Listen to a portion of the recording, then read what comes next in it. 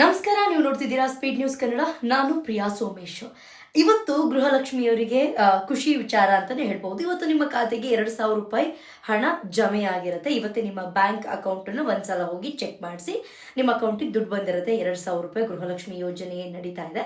ಆ ಹಣ ಅಕಸ್ಮಾತ್ ನಿಮಗೇನಾದ್ರೂ ಹಣ ಬಂದಿಲ್ಲ ಅಂತಂದ್ರೆ ಈ ಒಂದಿಷ್ಟು ರೂಲ್ಸ್ಗಳನ್ನ ನೀವು ಫಾಲೋ ಮಾಡ್ಬೇಕಾಗುತ್ತೆ. ಮೊದಲು ಗೃಹಲಕ್ಷ್ಮಿ ಹಣ ದುರ್ಬಳಕೆ ಆಗ್ತಾ ಇದೆ, ಅರ್ಹರಲ್ಲದವರಿಗೂ ಕೂಡ ಈ ಗೃಹಲಕ್ಷ್ಮಿ ಹಣ ಹೋಗ್ತಾ ಇದೆ ಅಂತ ಒಂದಷ್ಟು ಕಾಂಟ್ರವರ್ಸಿಗಳು ಆಗ್ತಾನೆ ಇತ್ತು.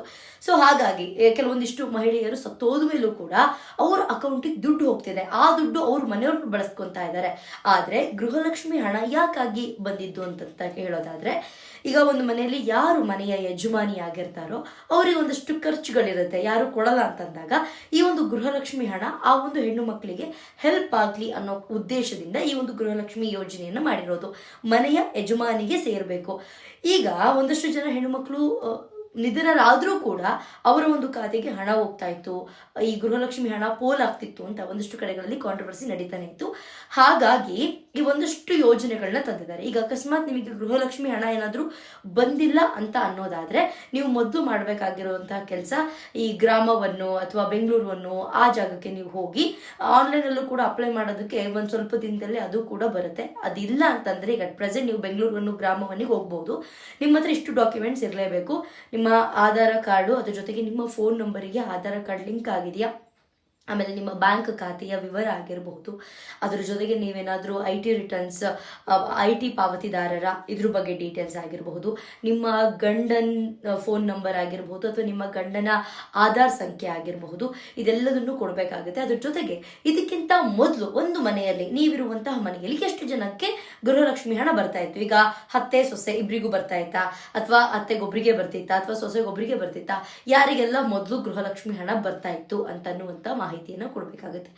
ಆಮೇಲೆ ಇಷ್ಟೆಲ್ಲ ಡಾಕ್ಯುಮೆಂಟ್ಸ್ ಇದ್ದಾಗ ಮಾತ್ರ ನಿಮಗೆ ಗೃಹಲಕ್ಷ್ಮಿ ಹಣ ಕರೆಕ್ಟ್ ಆಗಿ ಬರೋದಕ್ಕೆ ಹೆಲ್ಪ್ ಆಗುತ್ತೆ. ಅಕಸ್ಮಾತ್ ಇನ್ನೂ ಯಾರಿಗೆಲ್ಲ ಗೃಹಲಕ್ಷ್ಮಿ ಹಣ ಬಂದಿಲ್ಲ, ಇಷ್ಟೆಲ್ಲ ಡಾಕ್ಯುಮೆಂಟ್ಸ್ ಇದ್ರೆ ಸಾಕು. ಪಾಸ್ಬುಕ್ ಆಗಿರಬಹುದು, ನಿಮ್ಮ ಆಧಾರ್ ಕಾರ್ಡ್ ಸಂಖ್ಯೆ ಆಗಿರಬಹುದು, ಅಥವಾ APL ಅಥವಾ BPL ಕಾರ್ಡುದಾರರ ನೀವು, ಇದೆಲ್ಲ ಡಾಕ್ಯುಮೆಂಟ್ಸ್ ಇದ್ರೆ ಸಾಕು. ಆರಾಮವಾಗಿ ನೀವು ಗೃಹಲಕ್ಷ್ಮಿ ಹಣವನ್ನ ಪಡ್ಕೊಳ್ಬಹುದು. ಈ ಗೃಹಲಕ್ಷ್ಮಿ ಹಣ ಬಂದಿರೋರಾದ್ರೆ ಗುಡ್. ಯಾಕಂತಂದ್ರೆ ಸ್ವಲ್ಪ ಜನ ಕಮೆಂಟ್ ಮಾಡ್ತಾ ಇದ್ರು, ಬೆಂಗಳೂರು ಮೇಡಮ್, ನಮ್ದು ಬೆಂಗಳೂರಿನವರಿಗೆ ಗೃಹಲಕ್ಷ್ಮಿ ಹಣ ಬಂದಿಲ್ಲ, ಲಾಸ್ಟ್ ಮಂತ್ ಕೂಡ ಬಂದಿಲ್ಲ, ಆಚೆ ಲಾಸ್ಟ್ ಮಂತ್ ಕೂಡ ಬಂದಿಲ್ಲ ಅಂತ ಒಂದಷ್ಟು ಜನ ಕೇಳ್ತಾ ಇದ್ರಿ.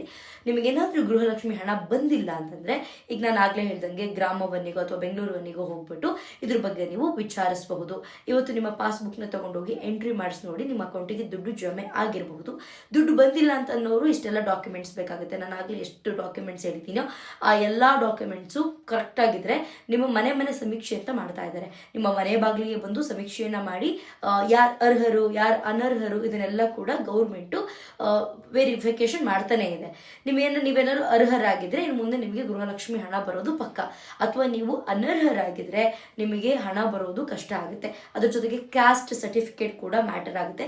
ಕ್ಯಾಸ್ಟ್ ಸರ್ಟಿಫಿಕೇಟು, ಆಧಾರ ಕಾರ್ಡು, BPL ಅಥವಾ APL ಕಾರ್ಡುದಾರರ ನೀವು, ಅದ್ರ ಜೊತೆಗೆ ಆಧಾರ್ ಸಂಖ್ಯೆ, ನಿಮ್ಮ ಫೋನ್ ನಂಬರಿಗೆ ಆಡ್ ಆಗಿರುವಂತಹ ನಂಬರ್ ಆಗಿರಬಹುದು, ಇದೆಲ್ಲದೂ ಇರಬೇಕು. ಇದೆಲ್ಲ ಡಾಕ್ಯುಮೆಂಟ್ಸ್ ಇತ್ತು ಅಂತಂದ್ರೆ ನಿಮಗೆ ಗೃಹಲಕ್ಷ್ಮಿ ಹಣ ಬರೋದು ಪಕ್ಕ. ಹಂಗೆ IT ಪಾವತಿದಾರರ ನೀವು, ಅಥವಾ ನಿಮ್ಮಲ್ಲಿ ಯಾರಾದ್ರೂ ಗೌರ್ಮೆಂಟ್ ಎಂಪ್ಲಾಯ್ಸ್ ಇದ್ದಾರಾ, ಅಥವಾ ನಿಮ್ಮ ಮನೆಗೆ ಇಬ್ರಿಗೆ ಏನಾದ್ರೂ ಗೃಹಲಕ್ಷ್ಮಿ ಹಣ, ಅತ್ತೆ ಸೊಸೆ ಇಬ್ರಿಗೂ ಸೇರಿಸಿ ಏನಾದ್ರೂ ಗೃಹಲಕ್ಷ್ಮಿ ಹಣ ಬರ್ತಾ ಇದೆಯಾ ಅನ್ನೋದು ಮೇನ್ ಆಗುತ್ತೆ.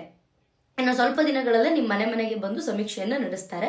ಅಕಸ್ಮಾತ್ ಅವ್ರು ನಿಮ್ಮ ಮನೆಗೆ ಬಂದಿಲ್ಲ ಅಂತಂದ್ರೆ ನಾನು ಆಗ್ಲೇ ಹೇಳ್ದಂಗೆ ಗ್ರಾಮವನ್ನು ಬೆಂಗಳೂರವನ್ನಿಗೆ ಹೋಗಿ ನೀವು ಇದ್ರ ಬಗ್ಗೆ ವಿಚಾರವನ್ನ ಮಾಡಬಹುದು, ಅದ್ರ ಬಗ್ಗೆ ತಿಳ್ಕೊಳ್ಬಹುದು, ಮತ್ತೆ ಅಪ್ಲೈ ಅನ್ನ ಕೂಡ ಮಾಡಬಹುದು, ಅರ್ಜಿಯನ್ನು ನೀವು ಹಾಕಬಹುದು. ನೀವು ಅರ್ಹರಾಗಿದ್ರೆ ಇನ್ನು ಮುಂದೆ ನಿಮಗೆ ಗೃಹಲಕ್ಷ್ಮಿ ಯೋಜನೆಯಲ್ಲಿ ಏನು 2,000 ರೂಪಾಯಿ ಮನೆ ಯಜಮಾನಿಗೆ ಸಿಗ್ತಾ ಇದೆಯೋ ಆ ಒಂದು ಹಣ ನಿಮಗೆ ಮುಂದೆ ಸಿಗ್ತಾ ಹೋಗುತ್ತೆ. ಅಕಸ್ಮಾತ್ ನೀವು ಅರ್ಹರ್ ಅಲ್ಲ ಅಂತ ಏನಾದರೂ ಆದ್ರೆ ನಿಮಗೆ ಗೃಹಲಕ್ಷ್ಮಿ ಹಣ ಇಲ್ಲಿವರೆಗೂ ಏನ್ ಬಂದಿದೆ ಅದಷ್ಟೇನೆ. ಇನ್ನು ಮುಂದೆ ನಿಮಗೆ ಗೃಹಲಕ್ಷ್ಮಿ ಹಣ ಬರೋದಿಲ್ಲ. ಇದಿಷ್ಟು ಈಗ CM DK ಶಿವಕುಮಾರ್ ಅವರು ಹೊರಡಿಸಿರುವಂತಹ ಆದೇಶ. ಯಾಕಂದ್ರೆ ಗೃಹಲಕ್ಷ್ಮಿ ಹಣ ಯಾಕೆ ಹೋಗಬೇಕು ಅಂತಂದ್ರೆ ಒಂದಷ್ಟು ರೂಲ್ಸ್ ಇಟ್ಕೊಂಡಿದ್ದಾರೆ. ಅವ್ರು ಇಂಥವ್ರಿಗೆ ಹೋಗ್ಬೇಕು, ಅರ್ಹರಿಗೆ ಹೋಗ್ಬೇಕು, ಅವ್ರ ಕಷ್ಟಕ್ಕೆ ನಾವು ಸ್ಪಂದಿಸಬೇಕು ಅಂತ ಅನ್ಕೊಂಡಿದ್ದಾರೆ. ಆದ್ರೆ ಗೃಹಲಕ್ಷ್ಮಿ ಹಣ ಪೋಲ್ ಆಗ್ತಾ ಇದೆ, ಅನಾವಶ್ಯಕವಾಗಿ ಎಲ್ಲೆಲ್ಲೂ ಖರ್ಚಾಗ್ತಾ ಇದೆ. ಈಗ ನಾನು ಆಗ್ಲೇ ಹೇಳ್ದಂಗೆ ಸತ್ತವ್ರ ಅಕೌಂಟಿಗೂ ಕೂಡ ದುಡ್ಡು ಹೋಗ್ತಾ ಇದೆ. ಇದ್ಯಾವುದು ಕೂಡ ಆಗ್ಬಾರ್ದು ಅನ್ನೋದಕ್ಕೋಸ್ಕರ ಆ ಒಂದು ಉದ್ದೇಶದಿಂದ ಇಷ್ಟು ಇಷ್ಟು ರೂಲ್ಸ್ ಆ್ಯಂಡ್ ರೆಗ್ಯುಲೇಷನ್ಸ್ನ ತಂದಿದ್ದಾರೆ. ಆದರೆ CM DK ಶಿವಕುಮಾರ್ ಮಾಡಿರುವಂಥದ್ದು 100% ರೈಟ್ ಆಗಿದೆ. ಆದರೆ ಇನ್ನು ಮುಂದಿನ ದಿನಗಳಲ್ಲಿ ಅದೇ ಮನೆ ಮನೆ ಸಮೀಕ್ಷೆಗೆ ಬರ್ತಾರೆ. ಅಕಸ್ಮಾತ್ ಬಂದಿಲ್ಲ ಅಂದರೆ ನೀವು ಡೈರೆಕ್ಟಾಗಿ ಬೆಂಗಳೂರು ಅಥವಾ ಗ್ರಾಮವನ್ನಿಗೆ ಹೋಗಿ ನೀವು ಇದ್ರ ಬಗ್ಗೆ ವಿಚಾರವನ್ನು ತಿಳಿಸ್ಬೋದು. ಆದರೆ ಇಷ್ಟು ಡಾಕ್ಯುಮೆಂಟ್ಸ್ ಪಕ್ಕ ನಿಮ್ಮ ಹತ್ರ ಇರಬೇಕು. ಆಗ ಮಾತ್ರ ನಿಮಗೆ ಗೃಹಲಕ್ಷ್ಮಿ ಹಣ ಬರೋದಕ್ಕೆ ಸಾಧ್ಯ ಆಗುತ್ತೆ. ಇದಾಗುತ್ತೆ ಇವತ್ತಿನ ವಿಶೇಷ. ನೋಡ್ತಾ ಇರಿ ಸ್ಪೀಡ್ ನ್ಯೂಸ್ ಕನ್ನಡ. ಸುದ್ದಿ ನಿಮ್ಮದು, ವೇಗ ನಮ್ಮದು.